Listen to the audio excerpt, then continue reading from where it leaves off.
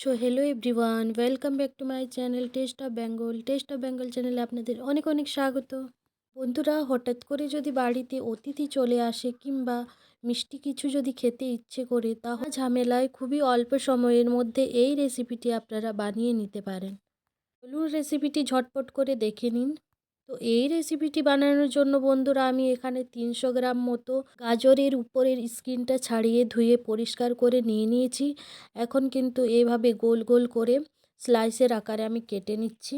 তো বন্ধুরা, আজকের আমার এই রেসিপিটি প্রথম থেকে শেষ পর্যন্ত দেখার জন্য অনুরোধ রইল। আর আমার এই রেসিপিটি কেমন হয়েছে বন্ধুরা, আপনারা অবশ্যই ছোট্ট একটি কমেন্ট করে জানাবেন, আর লাইক করতে কিন্তু ভুলবেন না। আর আমার চ্যানেলে যদি আপনারা নতুন হয়ে থাকেন, প্লিজ চ্যানেলটিকে সাবস্ক্রাইব করে পাশে থাকবেন। তো এখন কিন্তু আমি একটি প্রেসার কুকারের মধ্যে কেটে রাখা গাজরগুলোকে ঢেলে দিচ্ছি।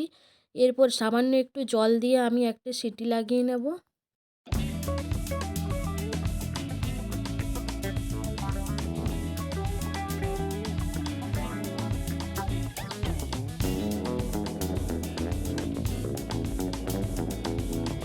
তো সিটি লাগানো হয়ে যাওয়ার পর আমি ঢাকনাটা খুলে এইভাবে একটু গাজরটাকে ম্যাশ করে দিলাম। এখন কিন্তু আমি আবারও গ্যাসের মধ্যে একটি কড়াই চাপিয়ে কড়াইটা ভালো মতো করে গরম করে নিয়েছি। এরপর কড়াইয়ের মধ্যে দিয়ে দিলাম 2 চামচ মতো ঘি। ঘিটা দেওয়ার পর আমি দিয়ে দিলাম ম্যাশ করে রাখা গাজরটা দিয়ে এখন কিন্তু আমি ভালো মতো করে নেড়ে চেড়ে নিচ্ছি।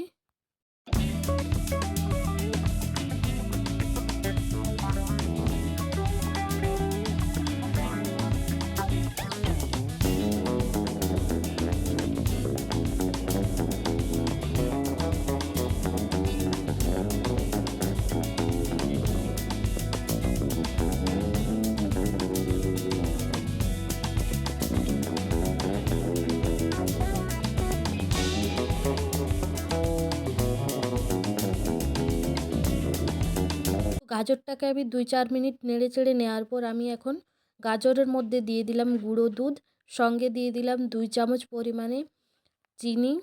তো আপনারা যতটা মিষ্টি খেতে পছন্দ করেন সেই অনুযায়ী চিনিটা অ্যাড করবেন এখানে। তো এরপর কিন্তু আমি ভালো মতো করে নেড়ে চেড়ে নেব।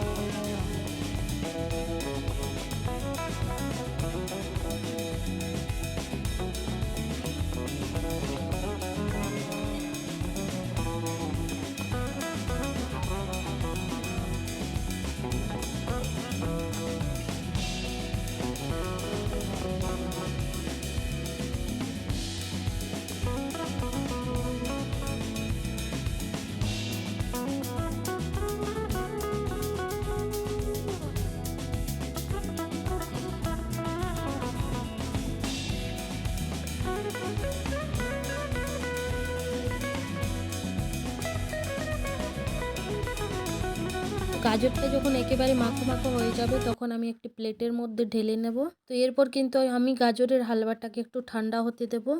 তো ঠান্ডা হয়ে যাওয়ার পর আমি লাড্ডুর আকারে কিন্তু আমি বল বানিয়ে নেব। এই রেসিপিটি বন্ধুরা খুবই পুষ্টিগুণে ভরপুর একটি রেসিপি। বাচ্চারা অনেক সময় গাজর খেতে পছন্দ করেন না, অথবা গাজরের হালুয়াও অনেক সময় খেতে চায় না। তখন কিন্তু এইভাবে লাড্ডুর আকারে বল বানিয়ে বাচ্চাদের দিতে পারেন।